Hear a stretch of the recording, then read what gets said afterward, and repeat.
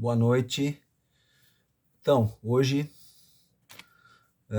vou fazer o segundo vídeo sobre Porto Alegre e as cheias do Guaíba, sob o olhar da história ambiental.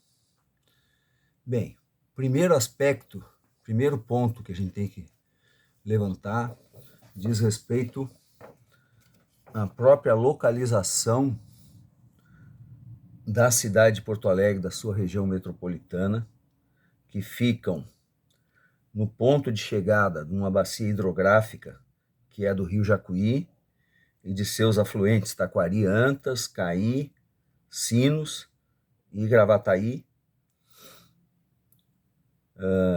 essencialmente numa região de planície, hoje densamente habitada, e que os seus principais formadores, o próprio Jacuí, mas o Taquari, Antas, o Caí, os Sinos, vêm da região da Serra Geral, que fica no nordeste do estado, ou do Planalto, e aqui nós temos uma área plana, ou seja, baixa declividade, e que desaguam no Guaíba. Guaíba, que é um corpo d'água que tem características de rio e de lago.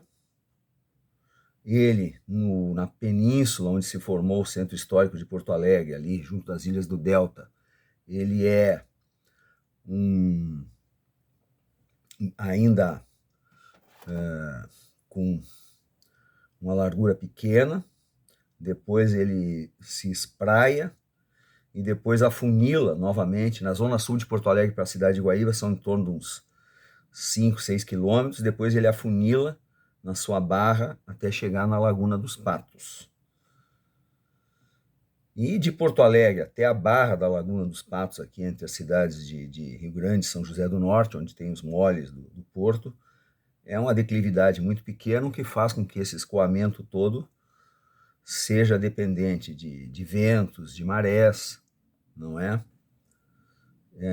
Essa lagoa tem regiões com maior, menor profundidade. Então, e outra coisa, o Rio Grande do Sul ele fica situado, essa região toda nossa, na área num clima subtropical, muito sujeito a deslocamento de massas frias, formação de ciclones. Então, a ocorrência de cheias e de períodos de seca é anormal, é registrada desde os inícios dos tempos históricos e atualmente vem sofrendo efeitos da mudança climática, ou seja, do aquecimento global. Bem,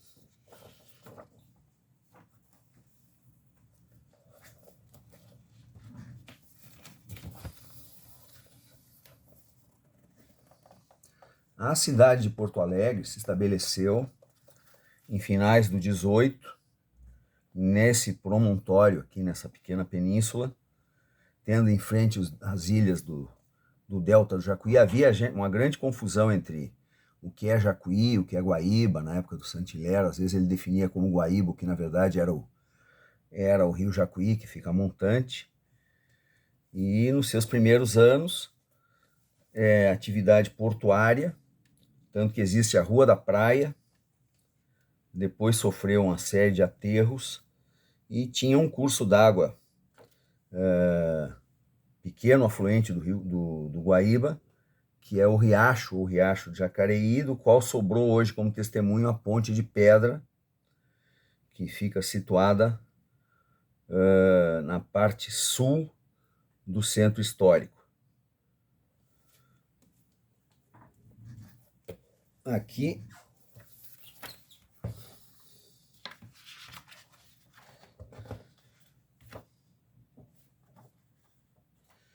é possível ver imagens como esta,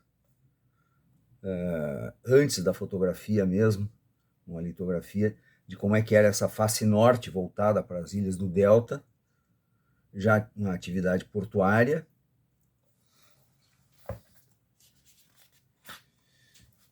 E a face sul, ali a gente vê o Morro de Santa Teresa, mais atrás a ponta onde é a atual Vila Assunção, E aqui seria a foz desse riacho, onde existem inclusive lavadeiras e tudo.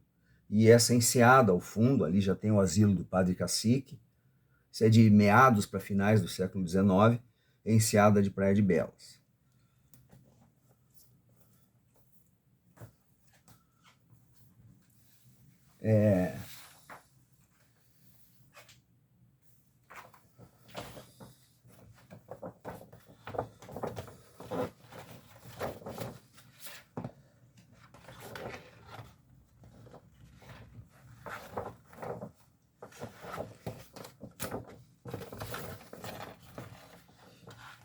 Este mapa é de Porto Alegre no ano de 1906.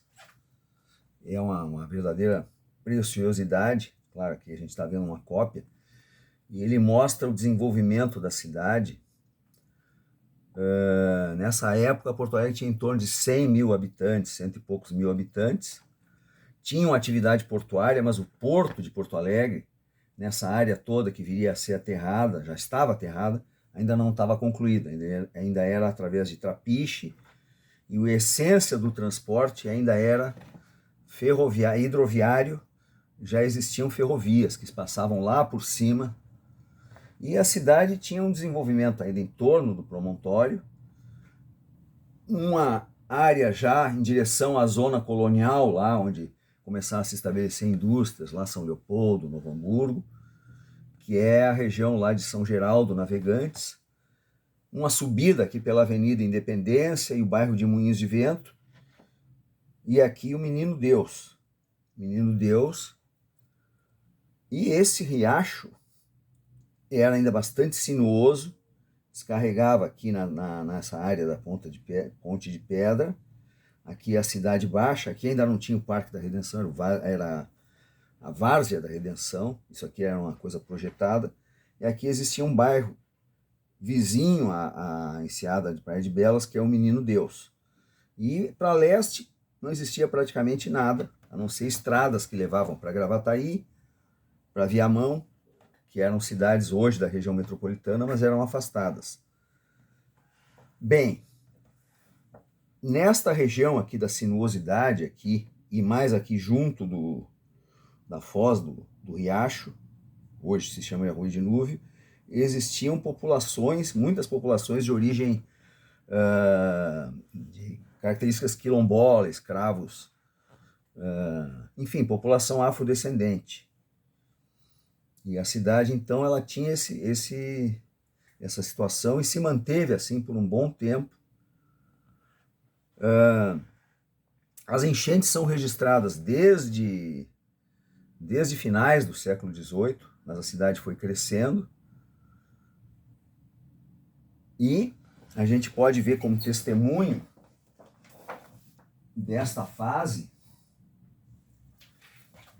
aqui neste álbum, que é comemorativo em 1940, dos 200 anos de colonização de Porto Alegre, a Ponte de Pedra, ainda antes da canalização do arroio. E aqui a gente tem, nesta outra imagem aqui, a gente tem simplesmente o que hoje é a Rua João Alfredo. Ela seguia o curso do riacho, ela é sinuosa e tinha essas casas aqui que tinham a sua frente para o rio de um dos lados, né?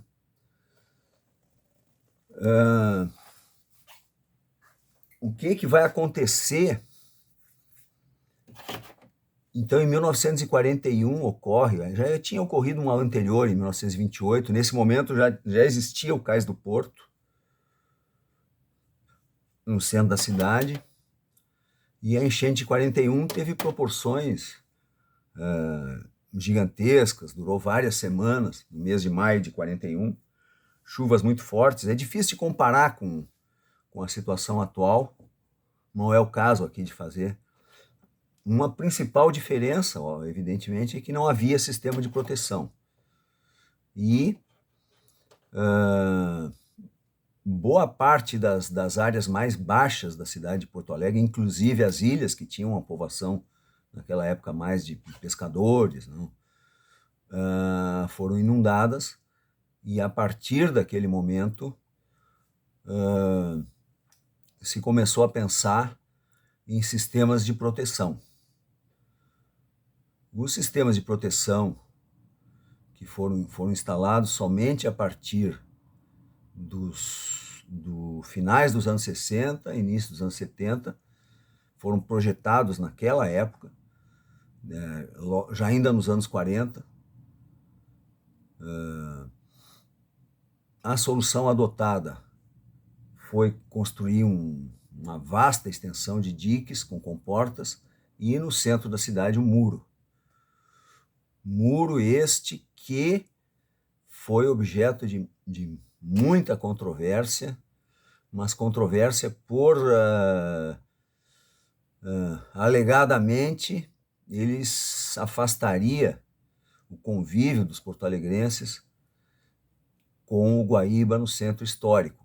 De fato, a colocação de um muro que ficou pronto no final dos anos 60 teve esse impacto. Esse impacto foi acentuado ainda depois, a partir dos anos 80, com a construção do Trenzurb, que é o trem urbano que parte ali da altura do mercado, né? Mas um dos pontos que eu queria problematizar, destacar, é que a enchente, e foi disparador, os efeitos da enchente, foi disparador de uma série de consequências em termos tanto do planejamento urbano da cidade, como de visões que passaram a existir. E um desses pontos mais importantes diz respeito à remoção dessas populações carentes, de populações descendentes de escravos que viviam nessa região da chamada Ilhota. Houve aqui a retificação, construção da Avenida Ipiranga, e esta região aqui, que nos anos 40 já tinha uma urbanização bem maior, foram removidas essas populações e foram instaladas lá no extremo sul da cidade, não sem alguma resistência, no que hoje é o bairro da Restinga. Então, por um lado, a decorrência das enchentes, dos alagamentos, foi fazer um processo que se chama de gentrificação, expulsão de populações. Não foram as únicas.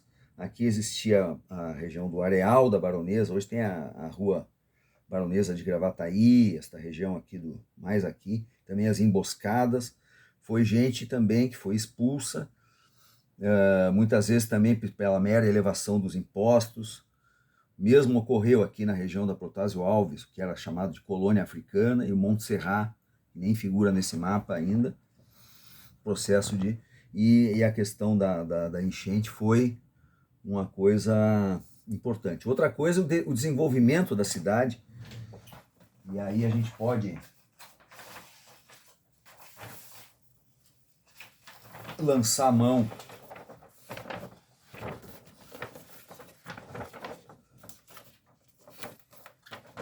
deste outro mapa. Aqui já é Porto Alegre em 1972, plano de 72. O que a gente pode ver aqui, o aterro já tinha sido feito, que era os diques, um aterramento aqui também com funções de transporte, a canalização do riacho e a instalação do muro. O que ocorreu?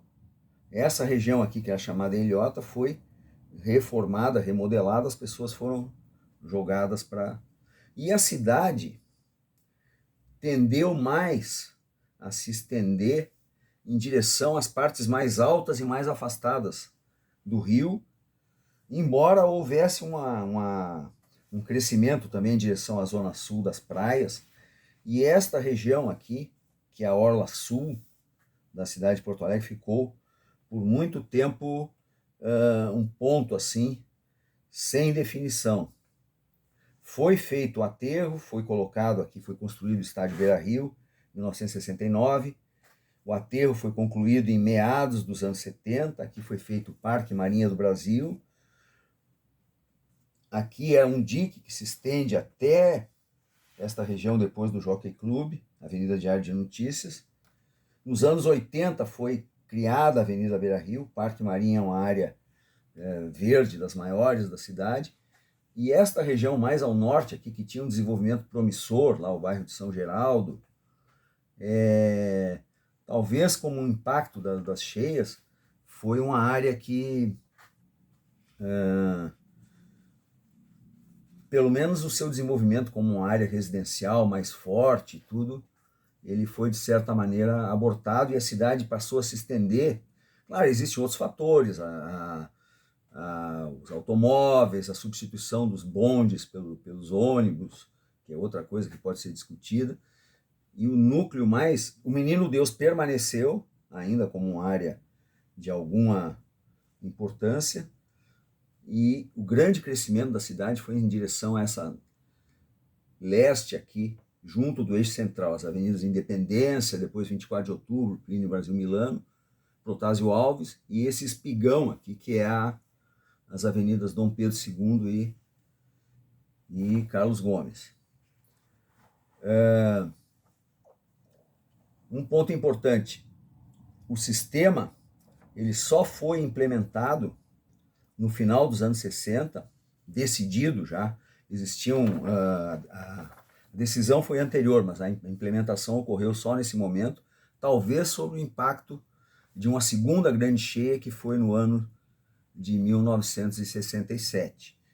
Depois nós tivemos algumas outras cheias, como em 83, 2015, o ano passado, e isso é toda uma discussão que eu vou deixar para fazer num outro momento, que é a questão das visões a respeito do que fazer com a orla, com o centro, com o Cais do Porto, que também foi perdendo essa importância econômica, essa que é a região aqui, que é o Cais Mauá, não os restantes, que é o Cais Marcílio Dias e Navegantes ainda se mantiveram. A ponte foi construída em 1958, a ligação rodoviária passou a ser a mais forte de Porto Alegre com o interior do estado, como já era com a região da Serra pela 116 e com o resto do país. Bem, concluindo até esse momento, a gente pode dizer que a cheia de 41, a grande enchente de 41, ela teve impactos fortes, tanto na questão do planejamento urbano, da expulsão de populações carentes de áreas a pretexto de saneamento, como numa valorização baixa da orla e na expansão da cidade para áreas mais afastadas. Um outro ponto, porque essa orla mais ao sul aqui, mais ao sul, onde a gente tem Vila Assunção, Tristeza, depois Ipanema, outros pontos que não contribuíram muito para elas. Um ponto é a questão da própria poluição do rio. Durante uma certa época houve balneabilidade, a partir de meados dos 60 se perdeu. E também uma questão de comunicação mesmo. Essa área ela não tem ligação com áreas mais pontos de saída da cidade. Aqui está a parte balneária, Ipanema, depois mais adiante Belém Novo, e a cidade tendeu a se desenvolver, mas o que a gente pode dizer muito fortemente é o sistema, o muro principalmente, foi muito usado nas discussões como uma motivação, um motivo de afastamento da cidade do Guaíba. E se a gente for olhar melhor essa questão, vai ver que existe a questão da poluição, enfim, a orla da cidade não teve, e também debates assim sobre se essa orla deveria ser realmente ocupada, com que ser ocupada, parques e tudo. E agora, no final dos anos 2010, início dos 2020, houve toda um desenvolvimento paisagístico e tudo, e que vai sofrer um forte questionamento, vai entrar em revisão, muitas coisas, em função do que aconteceu nessas cheias de 23 e principalmente agora de maio de 2024. Era isso que eu tinha para a segunda parte. Boa noite.